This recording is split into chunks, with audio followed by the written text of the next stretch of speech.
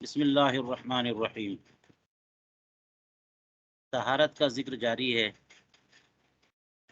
اور ہم نے کل متن کا کچھ حصہ پڑھ لیا تھا۔ یہ یہاں سے وقال العلامہ قاسم فی نکتہ، اس سے مراد وہی علامہ قاسم ابن قطلب کا نکت کے بارے میں کہا تھا۔ ذرا دیکھیے گا، میں نے کتاب بھی دی تھی آپ کو۔ بہت غور سے اور توجہ سے مطالعہ کرنے کی ضرورت ہے، ٹائم لگانے کی ضرورت ہے۔ جس قدر ٹائم لگا لے جائیں گے اتنی ہی بصیرت حاصل ہوگی اور کنٹرول ہوگا رد المحتار کے سمجھنے پر۔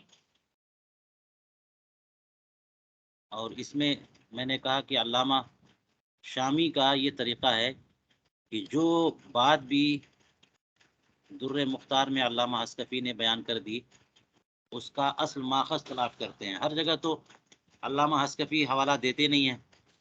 اب یہاں تو کہہ دیا انہوں نے وقال علامہ قاسم فی نکتہ، ہر جگہ نہیں کہا انہوں نے۔ جیسے دیکھ لیجئے یہاں پر جو ہے ذکرہ الزیلعی فی الزہار، ذکرہ الزیلعی فی الزہار کہا انہوں نے، اور حالانکہ اس سے پہلے یہاں پر جو ہے صاحب البحر کی طرف منسوب کیا انہوں نے کہ صاحب البحر نے یہ کہا یہاں سے، اور اس کو بیان کرتے گئے کہ الظاہر ان السبب هو الارادۃ فی الفرض والنفل لیکن بترک ارادۃ النفل یسقط الوجوب۔ لگتا ہے کہ پوری بات جو ہے نا وہ صاحب البحر کی ہے، الظاہر سے لے کر کے یسقط الوجوب تک، لیکن علامہ شامی اچھا اس کے بعد جو ہے وہ انہوں نے خود کہا، پہلے کہہ رہے ہیں کہ ذکر صاحب البحر اور یہاں پہ کہہ رہے ہیں ذکر الزیلعی فی الزہار۔ تو یہ کیا مطلب کہ شروع میں صاحب البحر کہا اور آخر میں ذکر الزیلعی کہہ دیا؟ تو علامہ شامی نے تحقیق فرمائی یہ تبھی نہ ہوگا جب آپ دیکھیں گے روایتیں، اصل کتاب کی طرف رجوع کریں گے کہ یہ والا حصہ جو ہے علامہ زیلعی نے بیان کیا ہے اور اتنا حصہ جو ہے وہ صاحب البحر کا ہے۔ دیکھ لیجئے ذکر الزیلعی فی الزہار، یہاں پر اے ذکر الزیلعی اے حاصل استدراک، یہ استدراک انہوں نے ذکر کیا ہے۔ اور جب یہ زیلعی کہیں گے تو وہ نصب الرایہ مراد نہیں ہے، بلکہ وہ الگ ہیں۔ زیلعی امام فخر الدین زیلعی ہیں جو تبیین الحقائق ان کی کتاب ہے، اور یہ کتاب ملتی ہے، آپ اس میں دیکھ لیجئے، مطالعہ کریں۔ اور یہ بھی استدراک کہاں بیان کیا؟ یہ لگتا ہے کہ یہ انہوں نے کہا، دیکھیے زہار کے بیان میں، زہار کی تو صراحت کر دی، تو جب بندہ کوئی زہار کرتا ہے اپنی زوجہ سے تو اس کو اس کا کفارہ دینا ہوتا ہے نا عود کے لیے۔ کہہ دیا کہ تمہارا جسم، تمہارا چہرہ میری ماں سے ملتا جلتا ہے، زہار مقصود ہے، تو پہلے کفارہ زہار ادا کرے اور پھر اپنی بیوی کے پاس جا سکتا ہے۔ تو یہاں پہ کہا انہوں نے اے فی شرح قولی وعودہ وعزمہ علی ترک وطئہ۔ چلیے، علامہ قاسم کی طرف یہ قول منسوب ہے۔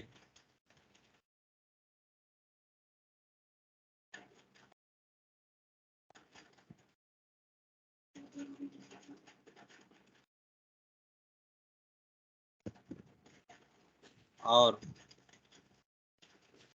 الصحیح ان سبب وجوب الطہارۃ وجوب الصلاۃ او ارادۃ ما لا یحل الا بها۔ سبب وجوب پر بحث چل رہی ہے۔ سبب وجوب طہارت ایک تو وہ ہے جو علامہ حسکفی نے بیان کیا، علامہ قاسم نے اس کو صحیح قرار دیا، کچھ اور بیان کیا۔ پھر دو قول اور علامہ حسکفی نے بیان کیے کہ حدس بذات خود، حدس و خبث بذات خود جو ہے یہ سبب وجوب ہے، اور ایک یہ کیا کہا گیا کہ قیام الی الصلاۃ سبب وجوب ہے۔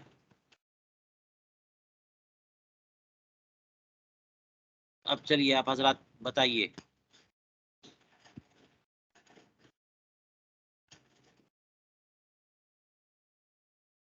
حضرت علامہ زیلعی نے یہ جو استدراک پیش کیا ہے تو یہ تو اپنی ہی سیاق میں استدراک کرنے کی کسی عبارت سے کیا علامہ ابن نجیم پر استدراک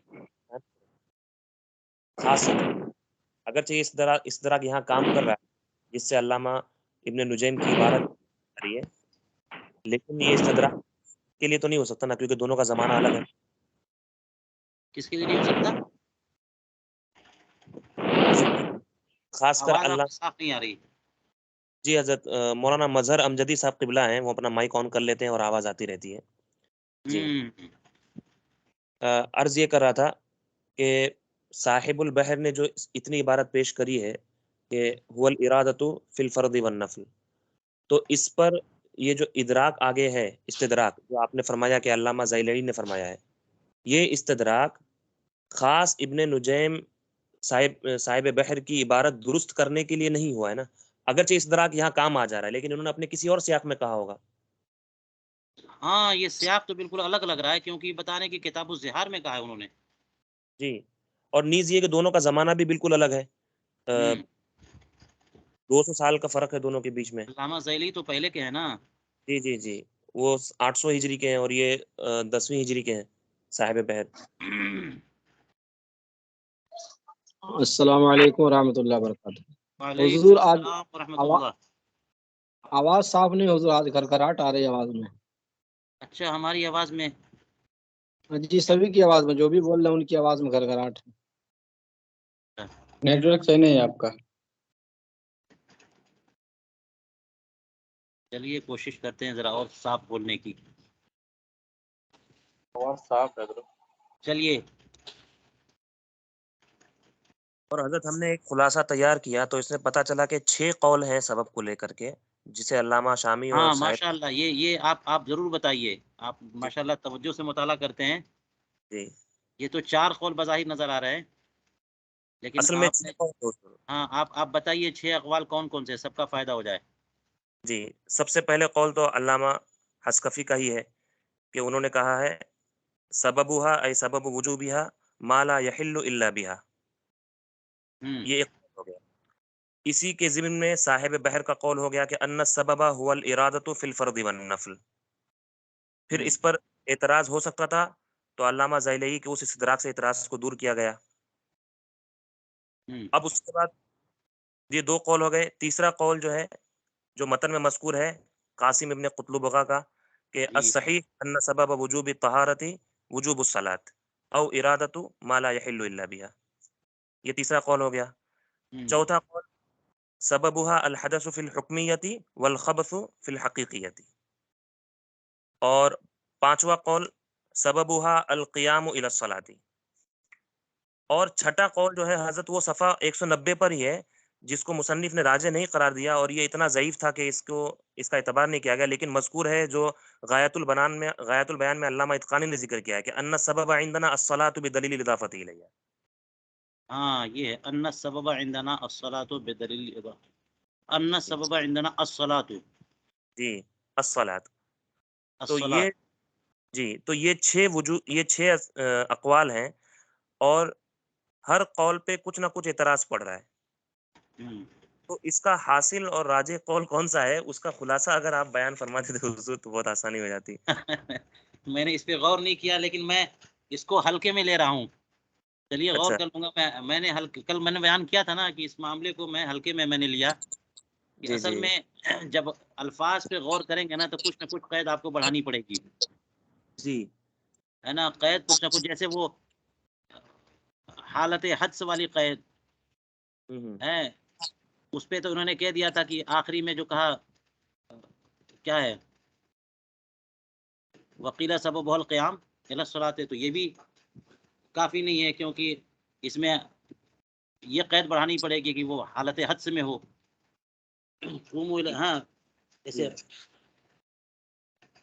اذا قمتم الی الصلاۃ فاغسلوا وجوہکم، اس میں حدث کی قید بڑھانی پڑتی ہے، تو کہتے ہیں یہ حدث والی قید پھر تو ہر جگہ لازم ہے. جی یہ تو ہر جگہ، یہ تو علامہ حسکفی کی تاریخ ہاں میں بھی لازم ہے. لیکن انہوں نے کہا لیکن لوگوں نے تو نہیں لگائی. جی لوگوں نے تو نہیں لگائی، تو اس کا مطلب یہ ہوا کہ وہ ایسی قیود ہیں کہ جس کے لگانے نہ لگانے پر مسئلہ کھڑا ہو جا رہا ہے، لیکن وہ معہود ہیں، جہاں پر وہ صورتحال نہ ہو وہ معہود ہیں. اس لیے میں نے جو ہے اس پہ جو ہے نا وہ ہلکے میں اس کو لیا، لیکن آپ کہہ رہے ہیں تو انشاءاللہ ہم غور کر کے کوئی ایسی صورت نکالتے ہیں جو سب کی جامع ہو جائے. جی آپ بھی غور کر کے کل بیان کریے. اس سلسلے میں اعلی حضرت ماشاءاللہ بہت قول محقق بیان فرماتے ہیں. دیکھنا چاہیے رد المختار میں، نہیں جد الممتار میں، جی کہ آپ نے کچھ بیان کیا کہ نہیں.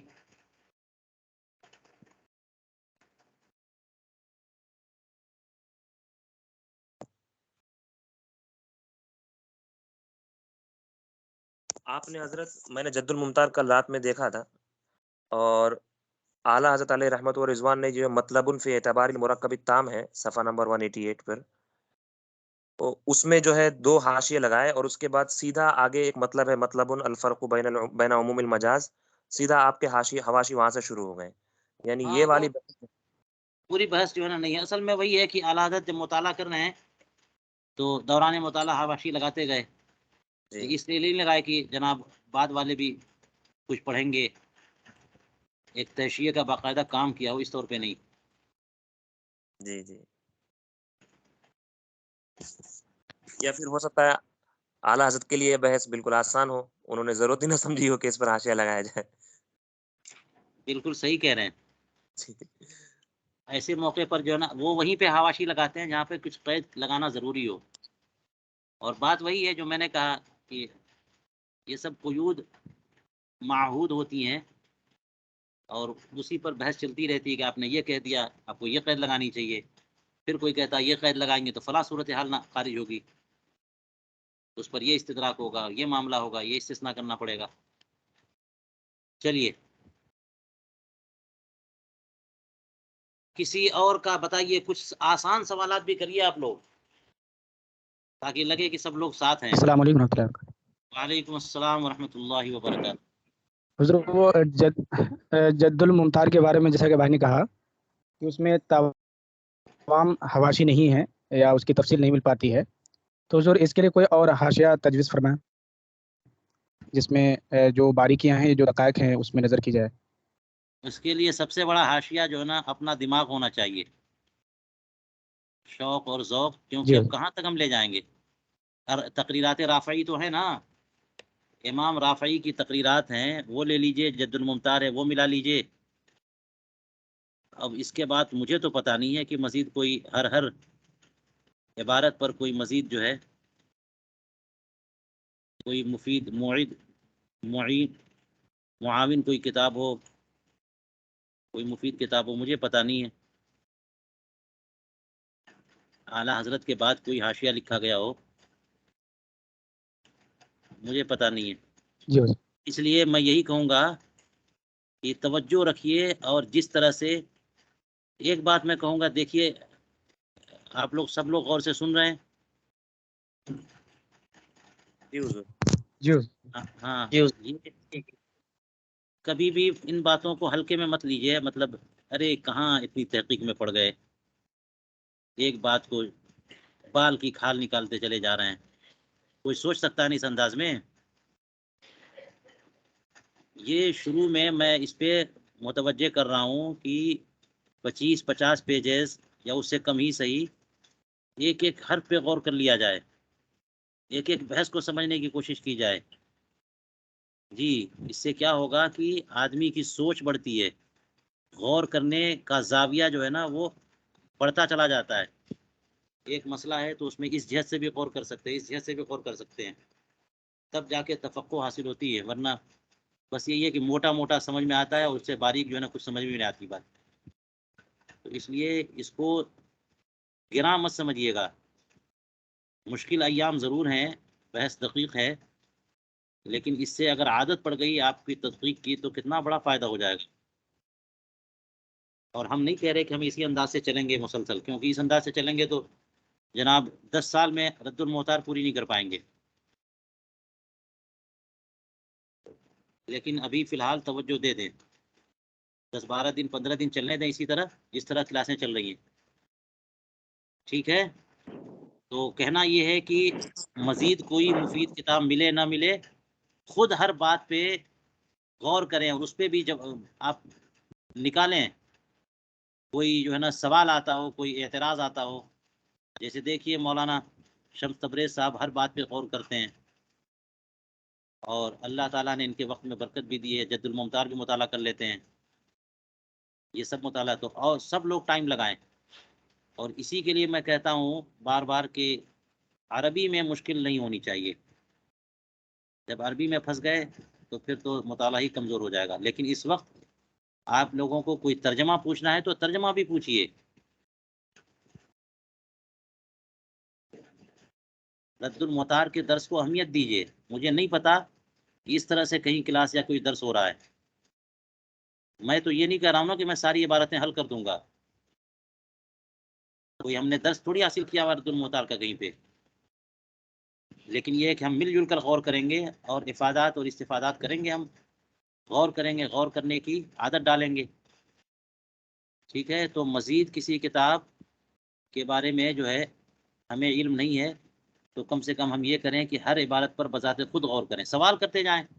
مثال کے طور پر یہ دیکھ لیجئے، اقول فیہ ان صلاۃ الظہر قبل وقتها تنعقد نافلۃ فتجب الطہارۃ بارادتها. اس پہ اعتراض کر دیا انہوں نے، تأمل کہہ دیا انہوں نے. تو یہ اعتراض کیسے ہوا؟ خود غور کریں گے تب نا.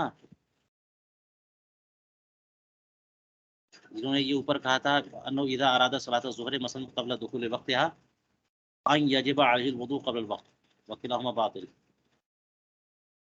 اس پر انہوں نے اعتراض کر دیا. اب تأمل کے بعد قول الصحیح مشى علیہ المحقق فی فتح القدیر. اگر موقع ملے آپ کو یہ بھی تو کام کریے. اگر آپ کے پاس مکتبہ شاملہ ہے تو ساری کتابیں اس میں موجود ہوں گی، یا پھر آپ کے پاس اپنی لائبریری ہے یا مکتبہ ہے، مدرسے کی لائبریری ہے. دیکھیے انہوں نے کہہ دیا یہاں پر کہ الصحیح ان سبب الوجوب، الصحیح ان سبب وجوب طہارت وجوب الصلاۃ. الصحیح یہاں پر کہا مشى علیہ المحقق فی فتح القدیر. تو فتح القدیر کھول کے دیکھیے،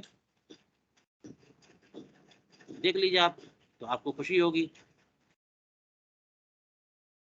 واستوجہہ فی التحریر، امام کمال الدین ابن حمام کی کتاب التحریر بھی تو ہے اصول فقہ میں،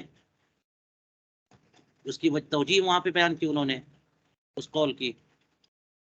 اور وصححہ ایضا علامہ السکاکی. علامہ السکاکی جو ہیں یہ تو بلاغت اور بیان و زبان و بیان کے امام ہے. انہوں نے کون سی کتاب لکھی، کہاں بیان کیا؟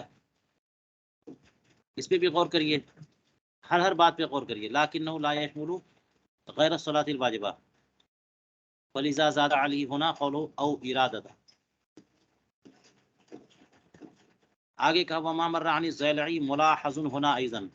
امام زیلعی سے جو استدراک گزرا ہے، کون سا استدراک؟ دیکھیے غور کریے ہر بات پہ. لیکن بترک ارادت النفل یسقط الوجوب. یہ والا دیکھیے، یہ والا استدراک وہ اس کی رعایت وہاں بھی کی جائے گی. واجب تو ہے لیکن جیسے ہی نفل کے ترک کا ارادہ ترک کریں گے وہ وجوب ساقط ہے. ہر بات کو ملائیے آپ. اسی لیے تو 2 صفحہ رکھا ہوا، یہ تھوڑی کہا 5 صفحہ 10 صفحہ کریں. ما مر عن الزیلعی ملاحظ ہونا ایضا، ہونا سے کیا مراد ہے اور ما مرہ سے کیا مراد ہے؟ زیلعی سے کیا گزرا؟ کہہ رہے ہیں قولہ وجوب الصلاۃ. پہلے تو آپ پر ملائیے قولہ جو کہتے ہیں نا وجوب الصلاۃ، یہ اوپر متن میں کون سی چیز ہے، کہاں ہے؟ یہ ہے سبب ان سبب وجوب طہارت وجوب الصلاۃ. تو اب اس پہ جنہوں نے تشریح کی اے لا وجودھا، وجوب صلاۃ وجود صلاۃ نہیں. لأن وجہ کیا ہوئی یہ تشریح کرنے کی، اس پہ بھی غور کر سکتے ہیں. لأن وجودھا مشروط بہا،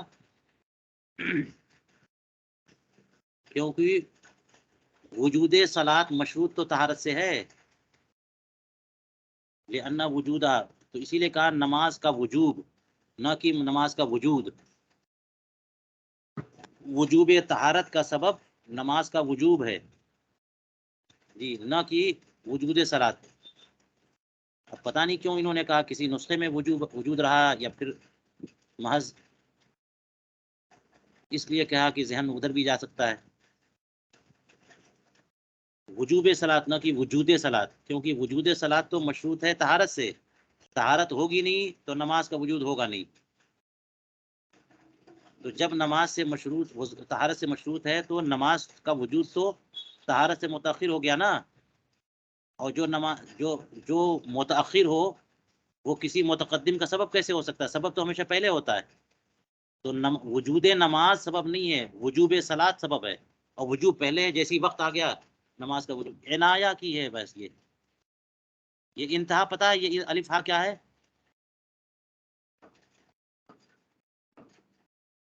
آخر یہی ختم. جی انتہا کی طرف مشیر. ہاں، انتہا کی طرف مشیر ہے. انتہا عنایہ. اور عنایہ کیا ہے؟ یہ علامہ ہدایہ کی بابرچی. شرح. جی جی ہدایہ جی کی جی شرح ہے. ہدایہ علامہ بابرتی کی، علامہ اکمل الدین بابرتی کی شرح ہے. میں نے تعارف میں اس کا تعارف کرایا ہے. اب اگر ذوق ہو، ٹائم ہو، ذرا یہ ہونا چاہیے اس ٹائم. آپ عنایہ کھولیے اور ملا لیجیے اس کو.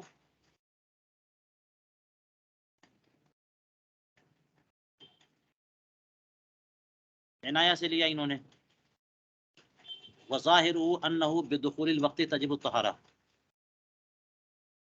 یہ جو انہوں نے کہا کہ وجود صلاۃ نہیں بلکہ وجوب صلاۃ، اور یہ تقدم و تأخر کی جو بحث کر دی انہوں نے، اس کا ظاہر یہ بتاتا ہے کہ جیسے ہی وقت داخل ہوگا ویسے ہی طہارت واجب ہو جائے گی. جیسے ہی وقت داخل ہوگا طہارت واجب ہو جائے گی، کیونکہ نماز واجب ہو جائے گی. وجوب صلاۃ سبب ہے وجوب طہارت کی. تو وجوب صلاۃ پہلے ہوگا اور وجوب طہارت بعد میں. یہ تقدم و تاخر ذرا سا ہوگا، لیکن یہ بس اسی قدر کی مفہوم ہو، ورنہ دونوں ساتھ ساتھ. لیکنہ وجوب موسع. یہ وجوب تو ہے لیکن وجوب موسع ہے، یعنی تھوڑا دیر کرنے میں گناہ گار نہیں ہوگا بندہ. ظہر کا وقت آ گیا، 1 بجے مثال کے طور پہ کہیں ظہر کا وقت ہو رہا ہے، تو ظہر کی نماز فرض ہو گئی، طہارت بھی اس پہ واجب ہو گئی.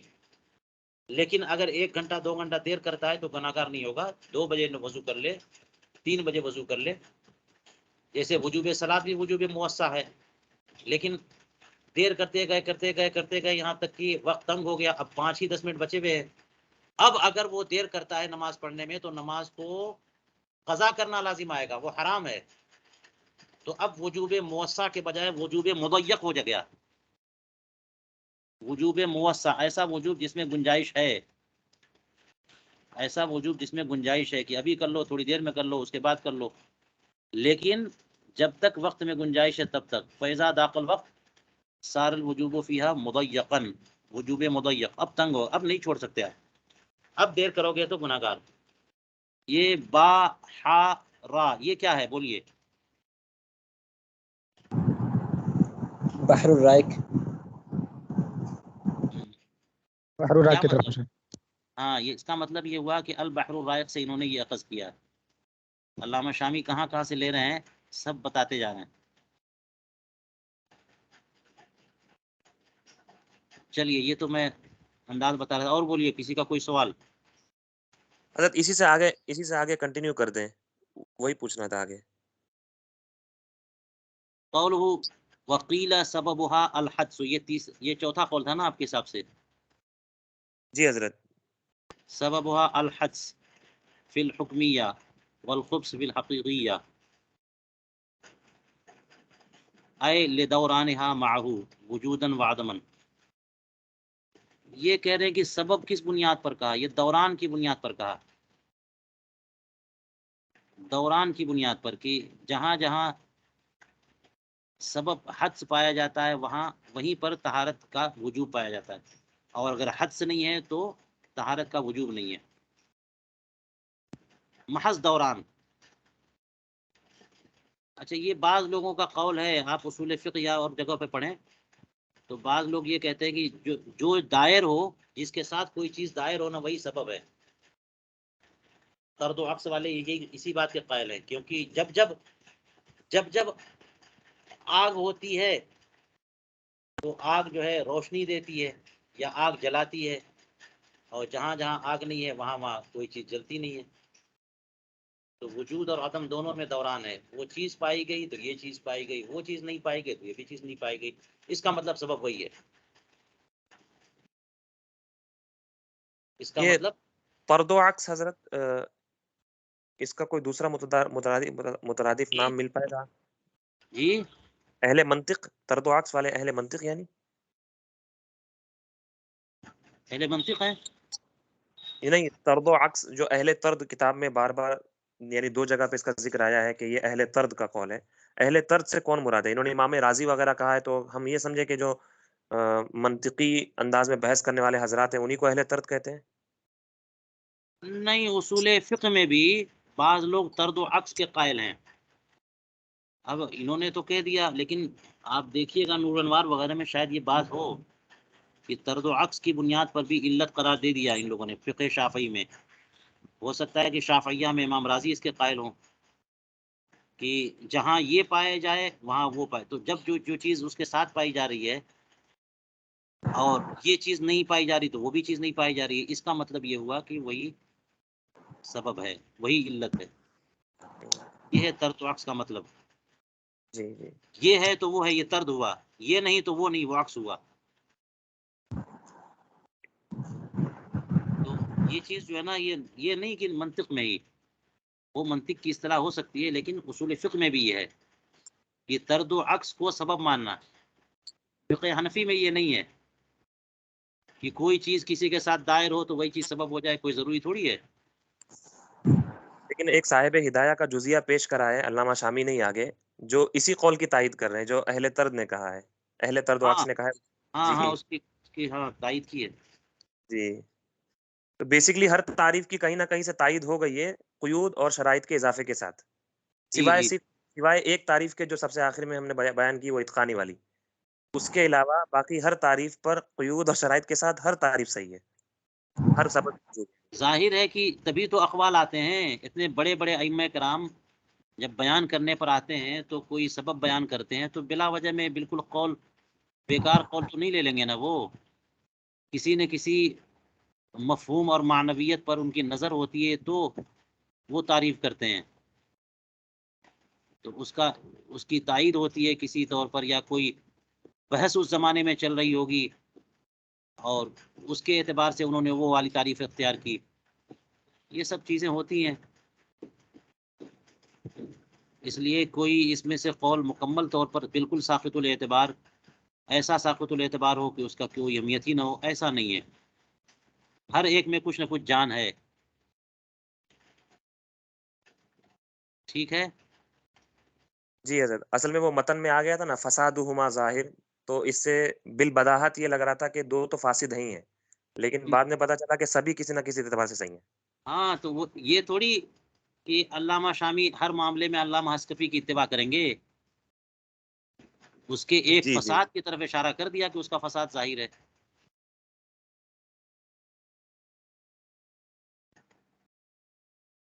چلیے اور کوئی بلکہ بات. اور ضمیر میں بھی بحث کر دی حضرت کہ فسادہما اور نصیبہ یہ دونوں تسنیہ کی ضمیر بھی مناسب نہیں تھی. ہاں یہ جو ہے نا اس کی وضاحت آپ کریے. بہت اچھی بات ہے جی کہ انہوں نے کہہ دیا دونوں کو ایک کہہ دیا، حالانکہ دونوں ایک کی طرف نہیں ہے. جی کہاں یہ ہے نا. جی جو قول ثالث ہے اور قول رابع ہے، یعنی اخیر کے 2 قول ہیں، اس میں سے نجاست حقیقیہ میں خبز کا سبب ہونا اور نجاست حکمیہ میں حدث کا سبب ہونا، یہ قول اہل طرد کی طرف منسوب ہے، لیکن علامہ حسکفی نے نصیبہ کہہ کر کے ان کو اہل دونوں کو ظواہر کی طرف دیا. کر دیا. جی اور پھر دوسری جو ضمیر ہے فسادہما، یہ بھی اس پر بھی اعتراض فرمایا کہ فسادہو صرف کہنا چاہیے، کیونکہ دونوں کا فساد جو ہے وہ ظاہر نہیں ہے، کیونکہ تیسرے والے قول کا جواب تو دے دیا گیا وقد یدفع بانها سبب بشرط الحدث. یہ تو کہہ رہے ہیں کہ تیسرے والے قول میں جب اس کا جواب اتنا آسان ہے اور اس کو جواب دے بھی دیا گیا ہے تو بچا صرف ایک ہی قول، تو صرف اسی قول کے بارے میں اگر کہنا تھا تو کہنا تھا فسادہ ظاہر. جی بالکل صحیح فرمایا آپ نے. یہ دیکھ لیجئے کہ کس طرح سے ہر ایک کے قول کا تجزیہ کرتے ہیں. علامہ حسکفی کی ہر عبارت کا تجزیہ کیا علامہ شامی نے.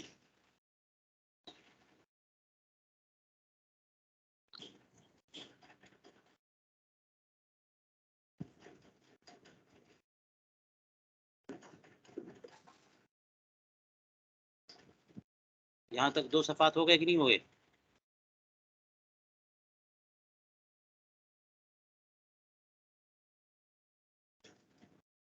وہ بھی اندفاع تک ہونے چاہیے 2 صفحہ تک. وہ بھی اندفاع ما فی السراج. یہاں سے ہم نے شروع کیا نا قال العلامہ سے. جی ہاں ابھی 2 صفحات تو نہیں ہوئے.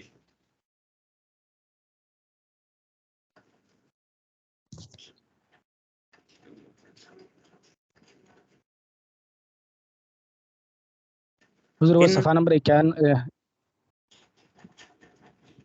جی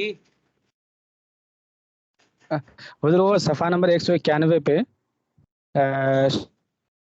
شرح میں لکھا ہے کہ فالتعریف بالحکم کانا یقال مثلا الحدث ہوا ما لا تصح الصلاۃ معه ونحو ذلك فتأمل. تو حضور یہ جو انہوں نے کہا ہے کہ وما قیل انه مانعۃ شرعیۃ، یہ جو مانعۃ پہ انہوں نے اعتراض کیا ہے کہ یہ نہ کہہ کے یہ کہنا چاہیے تھا، تو حضور دونوں کا فرق واضح فرما دیں. کدھر ہے؟ 91 پہ. صفحہ نمبر 151 پہ. ہاں جی نیچے سے ٹھیک ہے، تیسری چوتھی لائن. یہ ہے نا وما قیل انه مانعیۃ شرعیۃ قائمۃ بالاعضاء الى غایۃ استعمال المزیل. اور کون سا؟ یہ دونوں تعریف کا فرق واضح کرنا ہے. نیچے شرح میں انہوں نے اس پہ اعتراض کیا ہے کہ مانعیت نہ کہہ کے یہ کہنا چاہیے تھا. کدھر کیا ہے؟ نیچے سے سب سے نیچے سے چوتھی لائن. نہیں وہ اعتراض نہیں کیا ہے، وہ اعتراض نہیں ہے نہیں حضرت. نہیں مطلب وہ دونوں وہ اعتراض نہیں ہے اصل میں. کون سی عبارت پڑھی ہے نا، کہاں پہ؟ ہاں جی نیچے سے تیسری لائن حضور. فالتعریف بالحکم کانا یقال مثلا الحدث ہوا ما لا تصح الصلاۃ معه ونحو ذلك فتأمل کذا فی حاشیۃ الشیخ. ہاں ٹھیک ہے. تو تعریف بالحکم جو ہے نا، یہ بتایا تعریف بالحکم کی مثال یہ ہے، اس طرح تعریف بالحکم ہوگی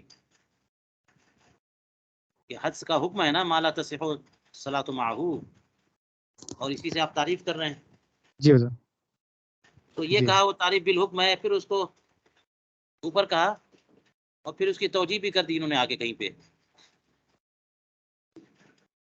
اور اصل میں پیچھے انہوں نے کہا کہ جو مانعیت ہے ہاں وہ اس سے خارج نہیں ہے، اور جو حکم ہوتا ہے وہ خارج ہوتا ہے اور اثر ہوتا ہے کہاں کہا؟ اور اس پر مرتب ہوتا ہے حکم. اچھا ہاں اوپر. یہ پیچھے حضور اس حکم الشیء ما کانا اثر له خارجا عنه مترتبا علیہ والمانعیت المذکورۃ لیست کذالک. تو مانعیت کا لفظ استعمال کرنا تعریف میں اور اس میں حکم بیان کرنا یہ درست انہوں نے نہیں کہا. پھر انہوں نے اس کی تصحیح کی ہے کہ اس طرح کہا جانا چاہیے تھا. تو دونوں میں فرق واضح فرما دو. نہیں حضرت، اصل میں معذرت چاہوں گا، میں بار بار ڈسٹرب کر رہا ہوں، لیکن معاملہ وہ نہیں ہے جو ہمارے ساتھی صاحب پوچھ رہے ہیں. اصل میں حدث کی انہوں نے ایک تعریف فرمائی صاحب در مختار نے، علامہ حسکفی نے، اور پھر اس کے بعد حدث کی ایک دوسری تعریف جو منیا میں اور دیگر کتب میں مذکور ہے کہ مانعیت شرعیت قائمۃ بالاعضاء الی غایۃ استعمال المزیل. اس تعریف حدث کو علامہ حسکفی کہتے ہیں یہ تعریف بالحکم ہے، لہٰذا حدث کی یہ تعریف صحیح نہیں ہونی چاہیے تھی. تو علامہ حسکفی کے اس قول کا رد فرما رہے ہیں علامہ شامی، کہہ رہے ہیں کہ یہ تعریف بالحکم نہیں ہے، یہ بھی تعریف اتنی ہی صحیح ہے جتنی آپ کی ہوئی تعریف ہے. اور پھر انہوں نے مثال دے کے کہا کہ تعریف بالحکم یہ ہوتی جو اس طرح کہا جاتا کہ کأن یقول سے مثال دیے. تو علامہ شامی جو ہے اصل میں بتانا چاہ رہے ہیں کہ دونوں تعریفیں یہ تعریف بالحکم نہیں ہے، تعریف بالحقیقت ہے، تعریف بالماہیت.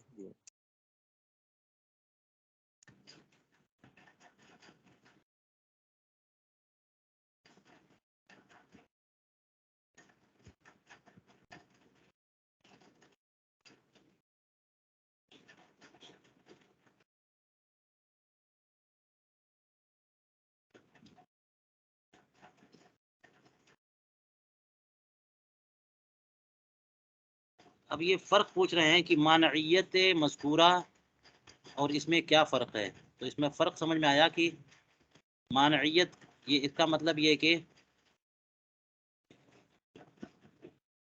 مصداق کے طور پر دونوں ایک ہی ہو جائے، لیکن مانعیت یہ وجودی چیز ہو گئی نا، کہ کوئی چیز رکاوٹ ڈالنے والی ہے. اور مالا تصحیح جو ہے نا یہ حکم ہے، وہ مانعیت حکم نہیں ہے. مالا تصحیح حدس یہ ہے کہ حدس کا حکم یہ ہے کہ نماز اس کے ساتھ درست نہیں ہے. یہ سلبی ہے، وہ وجودی ہے. کئی جہتوں سے فرق اس میں سمجھا جا سکتا ہے، مانعیت اور عدم صحت. تو حضور اس کا مطلب یہ ہوا کہ اگر مانعیت کے ساتھ نماز کوئی پڑھ رہا ہے تو سرے سے نماز نہیں ہوگی، اور اگر مانعیت کے علاوہ اگر پڑھ رہا ہے تو نماز ہو جائے گی، لیکن اس میں کچھ کمی ہوگی، ثواب وغیرہ میں صحیح نہیں ہوگی، صحت میں کچھ کمی لاحق ہوگی. اس کا یہ مطلب ہے؟ نہیں یہ مطلب نہیں ہے. مانعیت کے ساتھ نماز پڑھے گا تب بھی نماز نہیں ہوگی.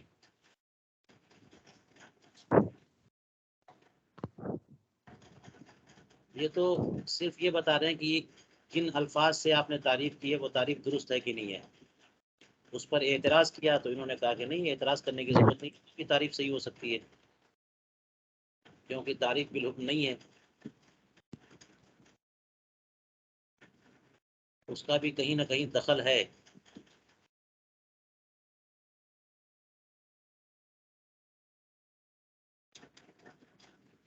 حدود میں دخل ہے مانعیت کا. جی حضرت، کیونکہ حدس کے حکم کو سارے کے سارے فقہائے کرام نے یہی بیان فرمایا، لکون قلیلھا تمنع جواز الصلاۃ، یمنع جواز الصلاۃ، کہ حدس کا ایک ذرہ برابر بھی وہ نماز کے درست ہونے کے معنی ہے، بخلاف خبض کے. تو مانعیت تو پائی جا رہی ہے، اور لفظ تمنع تو فقہا نے سب نے استعمال ہی فرمایا ہے.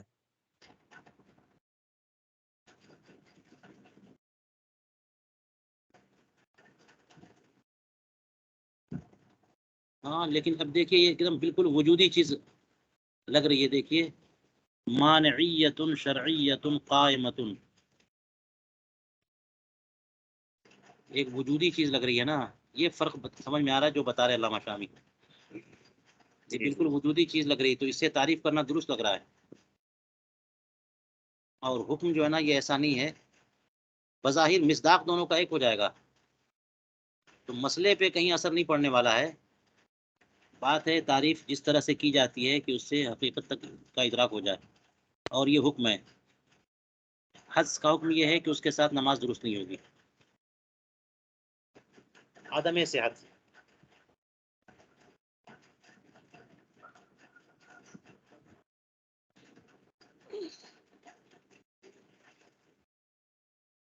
تو عدم صحت جو ہے نا وجودی چیز ہے ہی نہیں ہے کہ تعریف اس کو شامل ہو، بالکل خارج ہے اس سے. چلیے اور بھی جہتوں سے اس کو سمجھا جا سکتا ہے.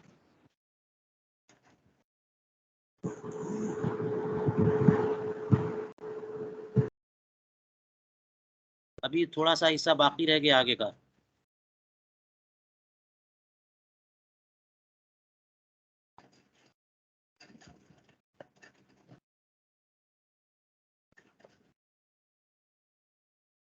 آگے کوئی لائن پوچھنا ہے، ذکر کرنا ہے؟ السلام علیکم ورحمۃ اللہ. وعلیکم السلام ورحمۃ اللہ وبرکاتہ. حضور امام شامی نے جو ہے نا یہ جو فرمایا کہ ابو سلیمان داؤد ظاہری، یہ امام جلیل جو ہیں، ان کے اصحاب جو ہے نا ظاہری نصوص کو لیتے ہیں، تو یہ بتاتے ہیں کہ یہ جو اصحاب ظواہر ہیں یہ کون لوگ ہیں؟ یعنی عقیدے کے لحاظ سے اہل سنت ہیں یا غیر اہل سنت؟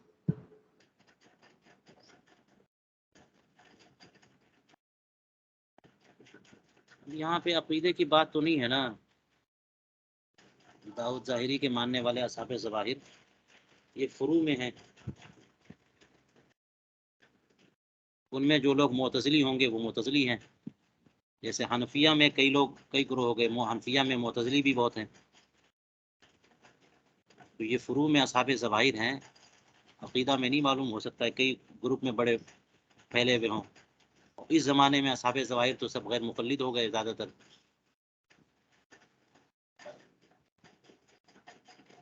اس زمانے کے جو داؤد ظاہری کے فالوورز تھے، اس کے بارے میں نہیں پتا کہ وہ کیا کیا تھے۔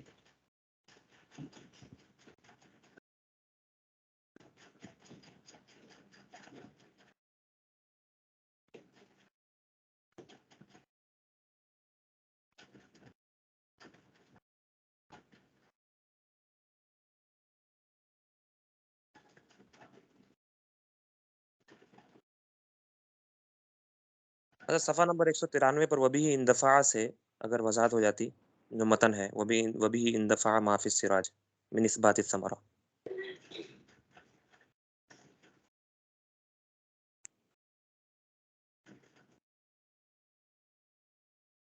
یہ تو کل کا ہے نا حصہ؟ جی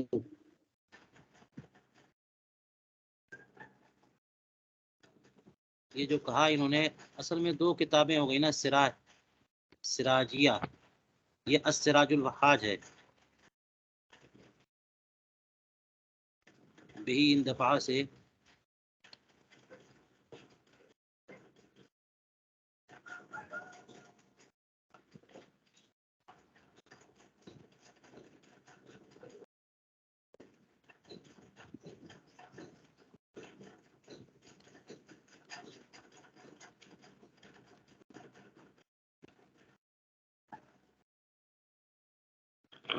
اب یہ السراج الوحاج میں اسم ثابت کر دیا ہے کہ اگر وضو کرنے میں دیر کریں گے تو گناہ ہوگا۔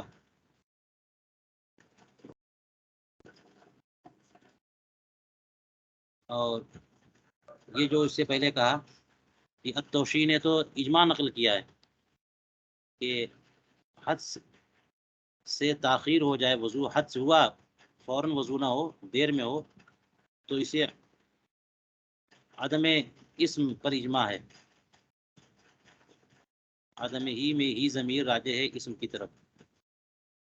اگر حد سے متاخر ہو وضو تو اس سے گناہ تھوڑی ہوتا ہے، اس پر اجماع واقع ہے۔ علامہ سراج الدین نے توشیح میں اس پر اجماع نقل کیا ہے، تو اس سے دفع ہو گیا نا یہ قول سراج الوحاج کا، کہ پھر کیسے کہہ سکتے ہیں کہ اگر تاخیر کرے گا تو گناہ ہوگا؟ ثمرہ اختلاف یہ ہے کہ گناہ ہوگا، بلکہ گناہ کب ہوگا؟ جب وجوب مضیق ہو جائے گا تب، بل وجوبها موسع بدخول الوقت كالصلاة۔ کیا وضاحت کرنی ہے، جہت بتائیے تو غور کیا جائے گا انشاءاللہ۔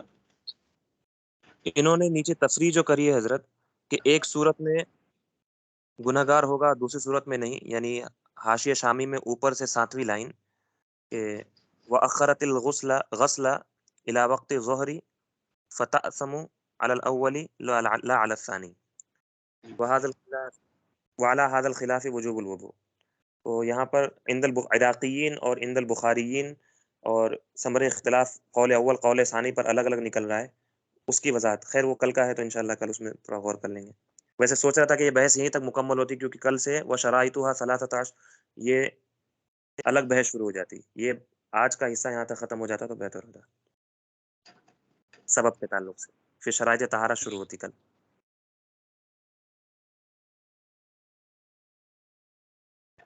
تو اب غور کر لیا جائے، السراج الوحاج میں علامہ حدادی نے جو ذکر کیا ہے کہ وجوب غسل کا سبب جو ہے وہ حیض و نفاس ہے، اور انقطاع جو ہے انقطاع کے ذریعے، امام ترقی اور عامۃ العراقیین، اور وجوب غسل حائضہ پر وجوب صلاۃ سے، صرف انقطاع سے نہیں، عند البخاریین۔ اس کا ثمرہ اختلاف کیا نکلے گا کہ طلوع شمس کے بعد اگر انقطاع دم ہو، اور وہ 6 بجے طلوع شمس ہو رہا ہے، انقطاع دم ہو گیا، تو اگر 7 بجا دیتی ہے غسل کرنے میں تو گناہگار ہوگی عند العراقیین، کہ انقطاع ہو گیا غسل واجب ہو گیا اور دیر کر رہی ہے وہ، 1 گھنٹہ کیوں دیر کیا اس نے؟ لیکن بخاریین کے نزدیک کوئی گناہ نہیں ہے اگر ظہر تک بھی نہیں کرے تو، کیونکہ طلوع شمس کے بعد کون سی نماز واجب ہو رہی ہے؟ وآخرت الغسل الی وقت الظہر فتأسم علی الاول، پہلی صورت میں یعنی عراقیین کے نزدیک گناہ گار ہوگی، بخاریین کے نزدیک گناہ گار نہیں ہوگی، یہ غسل کے معاملے میں۔ تو یہی معاملہ جو ہے وجوب وضو کا ہوگا۔ وجوب وضو میں تو بڑا سخت ہو جائے گا کہ جیسے ہی محدث ہوا، جیسے ہی اگر تاخیر کرے گا عند العراقیین گناہ گار ہوتا جائے گا، اگرچہ نماز یا کوئی دوسرا کام نہیں کرنا ہو۔ ہاں یہ مشکل تو ہے نا، مشکل ہے۔ تو اس لیے کہنے کہ اسی لیے تو فساد اس کا ظاہر ہے۔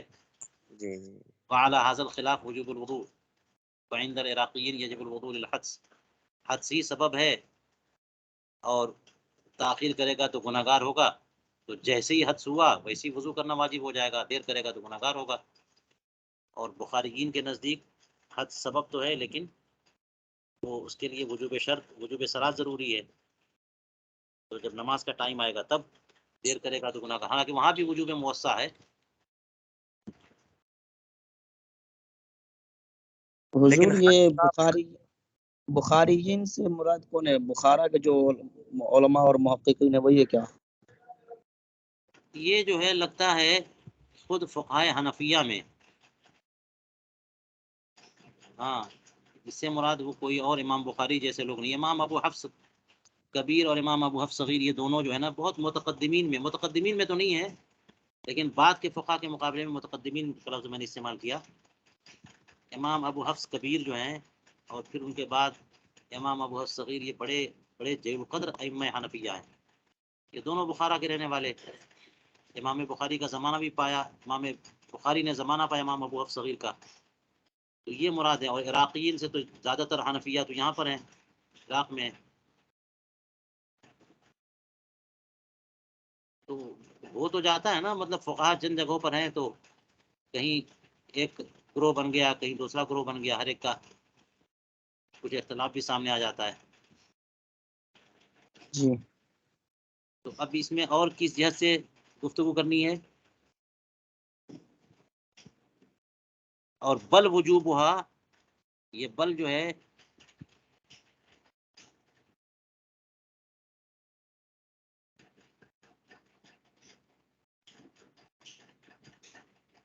یہ اسی لیے آ رہا ہے کہ یہ مانا جائے کہ گناہ گار تو اسی کو رد کے لیے کہ بلکہ ابھی بھی گناہ گار نہیں ہے، بلکہ نماز واجب ہو جائے اور پھر بھی تاخیر کرے تب بھی گناہ گار نہیں ہے، کیونکہ وجوب اس کا موسع ہے تو کوئی وقت کا صلاح، اور جب وقت تنگ ہو جائے گا تو وجوب مضیق ہوگا، اب گناہ گار ہوگا وہ۔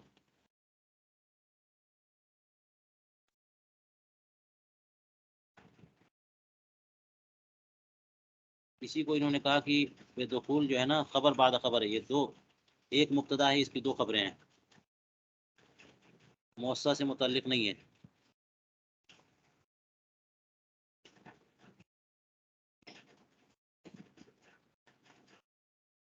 چلیے یہاں تک ہو گیا، کوئی اور بات ہو یہاں تک؟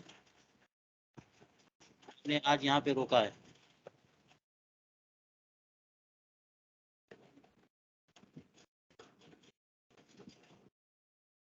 طہارت کی شرطیں 13 ہیں جیسا کہ الاشباح والنظائر میں۔ چلیے یہاں سے بات کریں گے، یہاں تک کوئی اور سوال کسی کا؟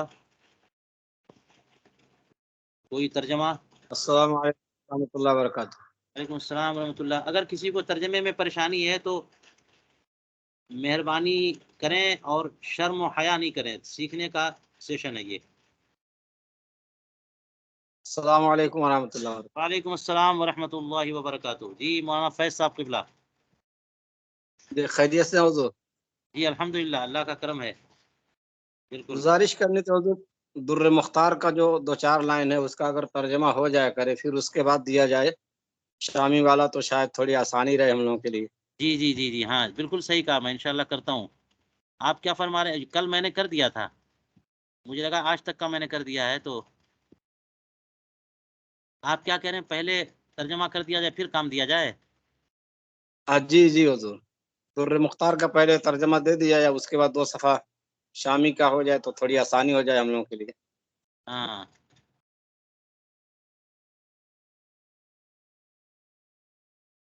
بالکل صحیح کہا آپ نے۔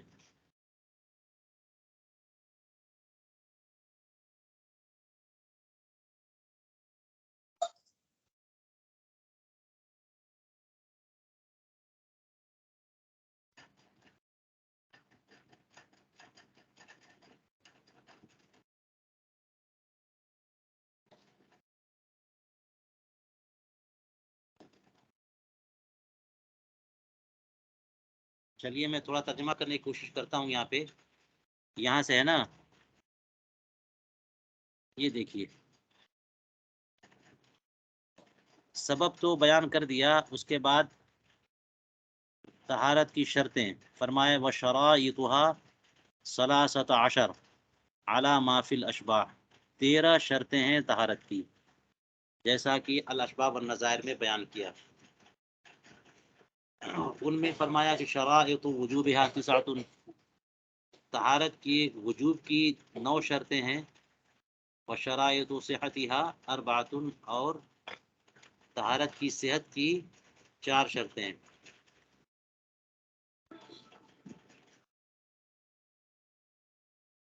ان 13 میں کچھ شرائط وجوب ہیں اور کچھ شرائط صحت ہیں۔ 9 شرائط وجوب اور 4 شرائط صحت۔ شرائط وجوب کا مطلب یہ کہ وہ شرط پائی جائے گی تو طہارت واجب ہوگی، ورنہ طہارت واجب نہیں ہے۔ شرائط صحت کا مطلب ہے کہ وہ شرط پائی جائے گی تو طہارت آپ کی صحیح ہے، ورنہ آپ کی طہارت نہیں ہے۔ ان 13 شرطوں کو علامہ علی المقدسی جو کہ نظم الکنز کے شارح ہیں، انہوں نے نظم کیا ہوا ہے۔ تو فقالہ اس میں فرمایا، بحر رجز میں فرمایا شرط الوجوب العقل والاسلام وقدرت۔ السلام علیکم۔ وعلیکم السلام، کون؟ جی میں بشریٰ جی، معذرت کتاب نہیں شو ہو رہی ہے۔ اچھا آپ مت بولیے، میسج کریے آپ۔ کتاب شو نہیں ہو رہی ہے، کتاب تو شو ہو رہی ہے۔ کتاب شو ہو رہی ہے۔ اپنا نیٹ ورک دیکھیے، کتاب بالکل سامنے ہے۔ جی حضرت شو ہو رہی ہے۔ تو اب دیکھیے شرط، یہ سب عبارت میں شرط الوجوب العقل والاسلام وقدرت ماء والاحتلام، یعنی وحدث ونفی حید وعدم نفاسها وضيق وقت قد هجم، وشرط صحة عموم البشرة بمائه الطهور ثم في المرأة، اور اس سے مراد مرأة، فقد نفاسها وحیدها وأن يزول كل مانع عن البدن۔ 4 اشعار میں انہوں نے، اب شمار کریے گا کتنے ہیں۔ انہوں نے فرمایا کہ طہارت کی وجوب کی شرط عقل ہے، اسلام ہے، قدرت ہے، پانی ہے، احتلام ہے۔ عقل سے مراد عقل ہے، لہٰذا مجنون پر طہارت شرط نہیں ہے، واجب نہیں ہے۔ مسلمان، لہٰذا کافر پہ نہیں۔ قدرت، پانی کے استعمال پہ قدرت، پھر خود پانی کا وجود، اور احتلام کا معنی بالغ ہونا، لہٰذا بچوں پہ طہارت فرض نہیں ہے۔ حدث کا ہونا، لہٰذا بندہ خود ہی طاہر ہے تو پھر اس پہ طہارت واجب نہیں ہے۔ اور نفی حیض، اور حیض کی نفی، حیض ہے تو پھر طہارت واجب نہیں ہے۔ یوں ہی نفاس کا عدم، نفاس ہے تب بھی طہارت واجب نہیں ہے۔ وضیق وقت قد حجم، اور ایسا وقت جو کہ بالکل آن پڑا ہے، وہ بالکل تنگ ہو چکا ہے۔ قد حجم، وقت نے ہجوم کیا اور اس پہ تنگی ہو چکی ہے، تب طہارت جو ہے واجب ہے۔ یہ وجوب مضیق کی بات ہو جائے گی.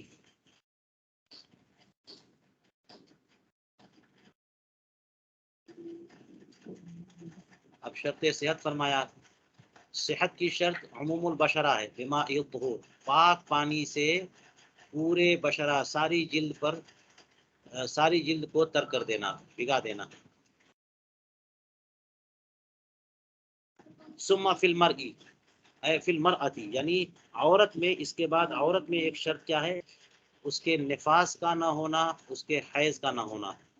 یعنی نفاس کی حالت میں یا حیض کی حالت میں وہ اگر طہارت کرے گی، وضو کرے گی، وضو نہیں ہوگا. اور ایک اور شرط ہے شرط صحت کی، بدن سے سارے ممانع جو ہیں زائل ہو جائیں، دور ہو چکے ہوں. کوئی مانع بدن پہ موجود ہے اور آپ وضو کرتے رہیے گا، وضو نہیں ہوگا.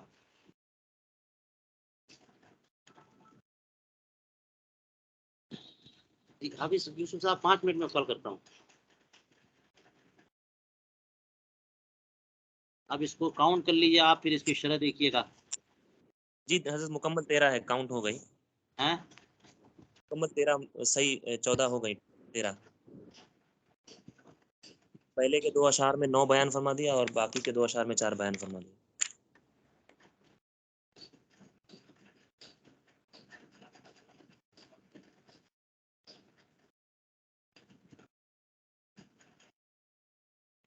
اب یہ ثم فی المرأتی جو کہا نا، وہ عورت کے لیے، لیکن عورت کے لیے تو یہ 2 ہی صرف ہے. وَأَن يَزُولَ كُلُّ مَانِعٍ عَنِ الْبَدَنِ، یہ تو سب کے لیے ہے.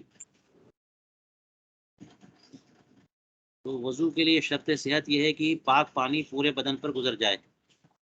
وہ لمعہ والا مسئلہ آپ کو معلوم ہوگا، جو شرح بقایا میں آیا.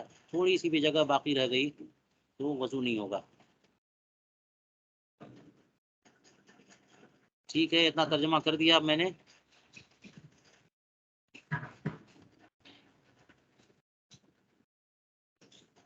اتنا آپ حضرات مطالعہ کریے.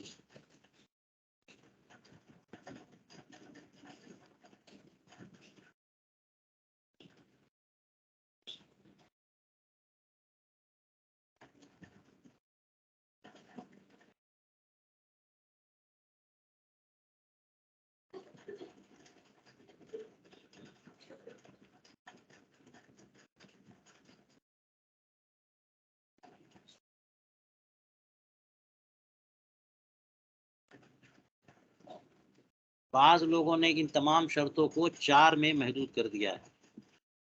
وَجَعَلَهَا بَعْضُهُمْ أَرْبَعَةً شرط وجودها الحسی،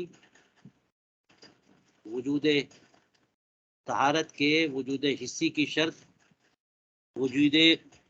وجود المزیل والمزال عنہ، مزیل کا پایا جانا اور مزال عنہ، یعنی جس سے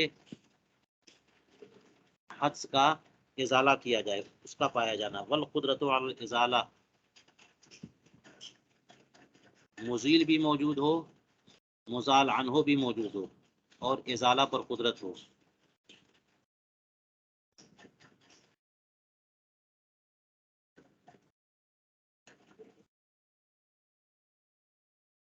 وشرط وجودها الشرعی کون المزیل مشروع الاستعمال فی مثلہ، مزیل کا مشروع الاستعمال ہونا. اب ناپاک پانی سے تو وضو ہو نہیں سکتا، فی مثلہ مشروع الاستعمال جگہ پہ. وشرط وجوبها، طہارت کے واجب ہونے کی شرط التکلیف والحدث، بندہ مکلف ہو. مکلف ہونے میں تو اسلام اور بلوغ اور عقل یہ سب آ گئے، اور حدث کا ہونا. وشرط صحت یا صدور الطہری من اہلہ فی محلہ مع فقد مانعہ. طہارت کی صحت کی شرط کیا ہے؟ کہ طہارت کا صدور اس بندے سے ہو جو طہارت کا اہل ہے. تو یہ تو مومن مکلف ہی ہوگا. فی محلہ، اپنے محل میں صادر ہو، یعنی انہی اعضاء میں جن اعضاء کو دھونا. مع فقد مانعی، اور اس کا مانع کوئی نہ ہو وہاں پہ. طہارت سے کوئی چیز مانع نہ ہو، طہر سے کوئی چیز مانع نہ ہو. ان کو بھی منظوم نظم کر دیا ہے بعض لوگوں نے. یہاں سے ہم بعد میں دیکھ لیں گے. تو یہ دیکھیے کس طرح سے یہ لوگ اس کو مختصر جمع کر دیتے ہیں. ان 13 کو جمع کر دیا انہوں نے 4 میں. سمجھنے کی کوشش کریں گے انشاءاللہ کل. چلیے مولانا فیض صاحب قبلہ آپ نے فرمایا آئندہ سے اس کا خیال رکھا جائے گا. ٹھیک ہے. در مختار کے اتنے جی حضور بہت بہت شکریہ. اتنے حصے کا ترجمہ کر دیا جائے اور کچھ خلاصہ بیان کر دیا جائے جس کا مطالعہ اگلے دن کرنا ہے. جی حضور بہت بہت شکریہ حضور. جزاک اللہ خیر. آمین آمین. اب اجازت ہے.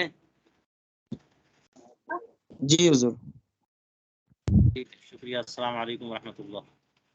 وعلیکم السلام السلام ورحمۃ اللہ. وعلیکم السلام ورحمۃ اللہ وبرکاتہ.